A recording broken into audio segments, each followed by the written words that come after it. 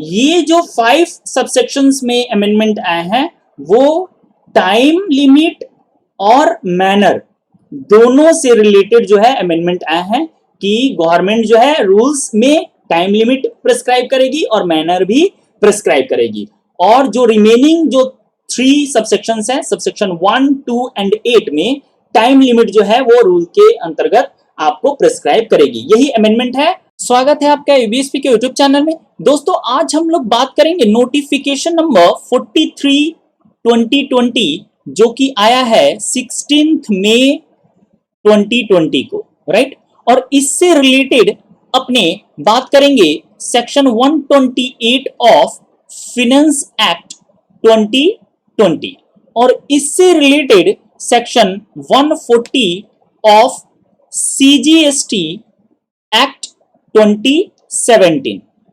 यानी कि अल्टीमेट हम लोग डिस्कस करने वाले हैं सेक्शन 140 में जो अमेंडमेंट्स आया है उसके बारे में। इसके 8 ऐसे सबसेक्शंस हैं जहां पे अमेंडमेंट आया है और ये अमेंडमेंट जो है वो रेट्रोस्पेक्टिव इफेक्ट से एप्लीकेबल है। तो आइए इस वीडियो में हम लोग 1 बाय 1 करके विस्तार पूर्वक डिस्कस करेंगे अमेंडमेंट के बारे में और ये अमेंडमेंट क्या कहता है ये हम लोग जानेंगे। अगर आप इस चैनल पे नए हैं तो इस चैनल को सब्सक्राइब कर सकते हैं और सब्सक्राइब करते वक्त बेल आइकन को प्रेस करके ऑल नोटिफिकेशन को ऑन करके रखिएगा ताकि नोटिफिकेशन जो है इंस्टेंटली आपको मिल जाए जैसे ही नया वीडियो अपलोड हो। अगर आपको जीएसटी एक्ट चाहिए तो यहाँ पे ये स्कैन कर सकते हैं क्यूआर कोड और आप जीएसटी एक्ट ले सकते हैं। और कंपनीज एक्ट इन पीडीएफ अगर चाहिए with rules regulations circulars notifications as up to date, यानी कि अगर आपको अपडेटेड वर्जन चाहिए कंपनीज एक्ट का विद रूल्स और जीएसटी एक्ट विद रूल्स तो आप जो है यहाँ पे स्कैन करके या जीएसटी एक्ट बाई एयूबीएसपी या कंपनीज एक्ट बाई एयूबीएसपी आप सर्च कर सकते हैं गूगल में और वहां से प्राप्त कर सकते हैं। आइए अब बात करते हैं आज का जो अमेंडमेंट है नोटिफिकेशन नंबर 43 2020। ये नोटिफिकेशन जो है 16 मई को आया है। 43 नंबर GSR 299 ये GSR नंबर है। इस नोटिफिकेशन में क्या बताया गया है? इस नोटिफिकेशन में बताया गया है कि आपका 18 मई 2020 से एप्लीकेबल हो जाएगा section 128 of the finance act का प्रोविजंस, ठीक है। यानी कि 18 मई यानी कि मंडे यानी कि कल से जो है आपका section 128 of finance act applicable हो जाएगा। तो चलिए अपने देखते हैं सेक्शन 128 ऑफ फिनेंस एक्ट उसमें क्या लिखा गया है। ये रहा आपका फिनेंस एक्ट 2020 और इसके अपने चलते हैं सेक्शन 128 में। सेक्शन 128 ये रहा आपका सेक्शन 128, राइट। तो इस सेक्शन 128 में क्या कहा गया है? Section 128 in section 140 of the central goods and services tax act, यानी कि सीजीएसटी एक्ट का 140 के बारे में बोल रहा है with effect from 1st day of July 2017, यानी 1 जुलाई 2017 से ये जो है वो अमेंडमेंट आएगा। यानी कि देखिए इसमें मेन पॉइंट क्या है कि सेक्शन 128 कब से एप्लीकेबल है? 18 मई 2020 से, लेकिन सेक्शन 140 एप्लीकेबल होगा। इसमें जो भी अमेंडमेंट आए हैं वो रेट्रोस्पेक्टिव इफेक्ट से एप्लीकेबल होंगे, यानी कि 1 जुलाई 2017 से एप्लीकेबल होंगे। और वैसे भी 140 का जो सेक्शन है वो एप्लीकेबल है आपका 1 जुलाई 2017 से, राइट। तो अपने देखते हैं क्या अमेंडमेंट है। Subsection 1, subsection 2, 3, right. उसके बाद 5, 6, 7, 8 एंड 9 ये 8 सबसेक्शंस में अमेंडमेंट आए हुए हैं। तो आइए ये सारा अमेंडमेंट जो है हम लोग अपने ई बुक से देखते हैं ताकि और क्लियर समझ में आए कि एग्जैक्टली अमेंडमेंट कहां पे किया गया है। ये रहा अपना e book on central goods and services tax GST act May 2020 edition, अभी लेटेस्ट एडिशन है, ठीक है। इसके सेक्शन 140 में जाते हैं। ये आपका जीएसटी एक्ट, सीजीएसटी एक्ट, उसके बाद चैप्टर नंबर 20 किधर है? चैप्टर नंबर 20 ये रहा आपका chapter number 20 transitional provision sections 139 to 142, यानी 4 सेक्शंस हैं इस चैप्टर में, और अमेंडमेंट कहाँ है? सेक्शन 140 में। ये देखिए section 140 transitional arrangements for input tax credit, इसी में अमेंडमेंट आया है। ये हाईलाइट मैंने एरिया कर रखा है जो अमेंडेड है, यहाँ पे आप देख सकते हैं। ठीक है, तो वन बाय वन अपने एक बार डिस्कस करेंगे। मेनली क्या है, टाइम और मैनर जो है उसको अपडेट किया गया है। जहां पे टाइम लिमिट नहीं दिया गया था वहां पे टाइम, और जहां पे मैनर नहीं प्रिस्क्राइब किया गया था वहां पे मैनर को इंक्लूड किया गया है कि रूल में प्रिस्क्राइब किया जाएगा। एग्जैक्टली क्या है अभी वन बाय वन करके हम लोग देखते हैं। तो आइए अब वन बाय वन करके हम लोग कहां पे क्या अमेंडमेंट है थोड़ा डिस्कस करते हैं। सेक्शन 140 सबसेक्शन 1, एक्चुअली अमेंडमेंट क्या है कि टाइम लिमिट और जो मैनर है वो प्रिस्क्राइब किया जाएगा। पहले ये प्रोविजन नहीं था एक्ट में, और जानते ही हैं कि एक्ट को अमेंड करने के लिए बहुत टाइम लगता है, लेकिन अब एक्ट को फिनेंस एक्ट 2020 से अमेंड करके ये इंक्लूड कर दिया गया कि टाइम लिमिट जो है government time to time prescribe करेगी, कोई भी टाइम लिमिट हो सेनविट क्रेडिट के रिगार्डिंग में। ठीक है, तो चलिए वन बाय वन करके डिस्कस करेंगे तो और क्लियर हो जाएगा। अगर आप रजिस्टर्ड पर्सन हैं जीएसटी में और आपने सेक्शन 10 यानी कि कॉम्पोजिशन स्कीम अवेल नहीं किया है, ऑप्ट नहीं किया है, तो आप जो है इलेक्ट्रॉनिक क्रेडिट लेजर के अंडर में आप सेनवेट क्रेडिट का लाभ उठा सकते हैं। और ये सेनवेट क्रेडिट एलिजिबल ड्यूटीज जो कि कैरी फॉरवर्ड हुआ है उस पे मिलेगा in the return relating to the period ending with the day immediately preceding the appointed day. तो अपॉइंटेड डेट हम लोग जानते हैं सेक्शन 2 और क्लॉज 10 में ये बात बताया गया है कि 1/7/2017 जो है वो अपॉइंटेड डे है, राइट।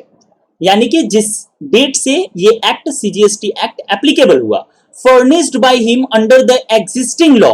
अब ये एग्जिस्टिंग लॉ का क्या प्रोविजन है? एग्जिस्टिंग लॉ हम लोग जानते हैं सेक्शन 248 में, यानी कि क्लॉज 48 में ये बताया गया है कि क्या आपका एग्जिस्टिंग लॉ है, यानी कि जो इसके पहले का जो एक्ट था वो लॉ था, जो रूल्स थे, रेगुलेशंस थे, ऑर्डर थे, नोटिफिकेशन थे, उसके बारे में क्लॉज 48 में बताया गया है कि एग्जिस्टिंग लॉ क्या है।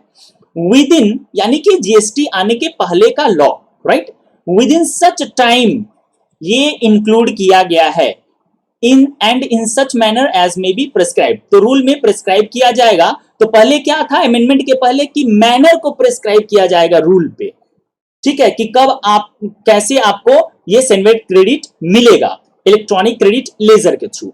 लेकिन अभी क्या है कि टाइम लिमिट जो है, बहुत सारे हाई कोर्ट्स का डिसीजन आ रहा है कि जिन्होंने अभी तक जो है वो ट्रांजिशनल इनपुट क्रेडिट का लाभ नहीं उठाया है, सेनवेट क्रेडिट जिन्हें नहीं मिला है, तो कब तक मिलेगा। तो ये जो टाइम है आने वाले टाइम में आपको ये प्रिस्क्राइब कर दिया जाएगा रूल्स के में कि कब तक आपको रिटर्न जो है वो फाइल करने पड़ेंगे under the existing law, not GST law, furnished by him under the existing law, right. तो फर्निशिंग करना है आपको, रिटर्न फाइल करना है, कब से करना है, कब तक करना है, किस मैनर में करना है, वो सारा रूल आपको बताएगा। और ये सेनवेट क्रेडिट जो है वो किनको नहीं मिलेगा, तो 3 इंपॉर्टेंट पॉइंट है किनको नहीं मिलेगा। सबसे पहले उनको नहीं मिलेगा जो कि इनपुट टैक्स क्रेडिट के लिए जो अमाउंट है जिसका आप इनपुट टैक्स क्रेडिट लेना चाहते हैं वो एडमिसिबल ही नहीं है under this act. This act माने सीजीएसटी एक्ट, राइट। और दूसरा उनको नहीं मिलेगा जिन्होंने रिटर्न ही फर्निश नहीं किया पिछले 6 महीना से immediately preceding the appointed date. यानी कि अगर मैं बात करूं कि 1 जनवरी 2017 से 30 जून 2017 तक अगर आपने जो भी रिटर्न फाइल करना था वो रिटर्न फाइल नहीं किया है अंडर द एग्जिस्टिंग लॉ, यानी कि पिछला जो लॉ है जीएसटी के पहले का जो लॉ है, तो आपको जो है ये सेनवेट क्रेडिट नहीं मिलने वाला है। और तीसरा, अगर वो एग्जेम्पशन में फॉल करता है गुड्स, तो यानी जीएसटी में अगर वो एग्जेम्प्ट है गुड्स तो ऑब्वियसली आपको जो है वो क्रेडिट नहीं मिलने वाला है, राइट। उसके बाद सबसेक्शन 2 क्या कहता है कि भाई कैपिटल गुड्स के ऊपर बात कर रहा है कि अगर आपका कैपिटल गुड्स पे सेनवेट क्रेडिट अभी अनअवेल्ड है, बैलेंस है in respect of capital goods, तो आपको जो है वो मिल जाएगा विद इन सच टाइम। और वो टाइम और मैनर जो है वो प्रिस्क्राइब किया जाएगा कहां पे, तो रूल्स में। यानी कि अपने सबसेक्शन 1 में ये विद इन सच टाइम यानी टाइम लिमिट को रूल में प्रिस्क्राइब किया जाएगा। वो ये पहले नहीं था, ये वर्डिंग टाइम का, सिर्फ मैनर प्रिस्क्राइब किया जाना था। अब टाइम भी प्रिस्क्राइब किया जाएगा कि किस टाइम लिमिट में आपको रिटर्न जो है वो फर्निश करने हैं।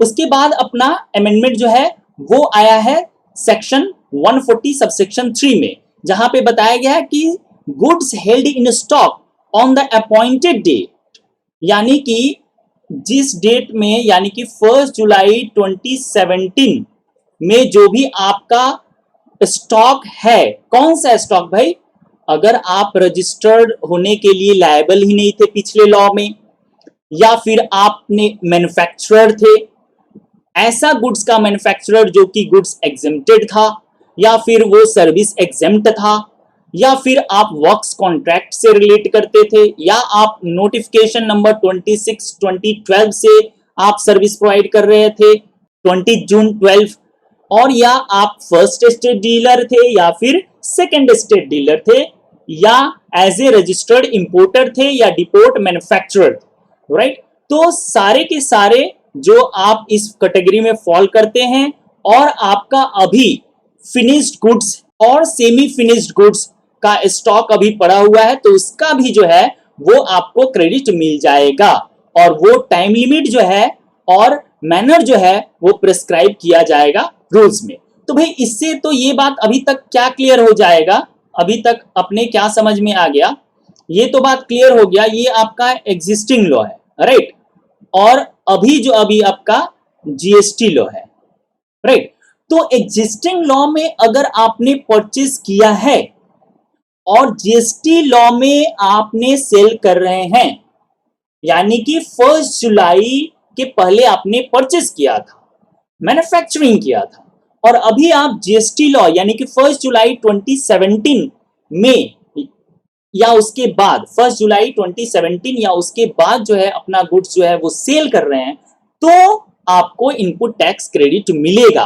कैसे मिलेगा, यही सारी बातें जो है, और कब तक रिटर्न फाइल करने पड़ेंगे ताकि ये जो बेनिफिट है आप उसका लाभ उठा सकते हैं, यही सारा इस अमेंडमेंट में बात कहा गया है। लेकिन इन एडिशन मैं थोड़ा थोड़ा प्रोविजन के जो बात कहता है वो भी बताते चल रहा हूं, ताकि आपको थोड़ा और क्लैरिटी मिल जाए। आप कमेंट सेक्शन में मुझसे पूछ सकते हैं अगर एक्स्ट्रा कुछ क्वेरी हो तो regarding section 140 related to the amendments, right.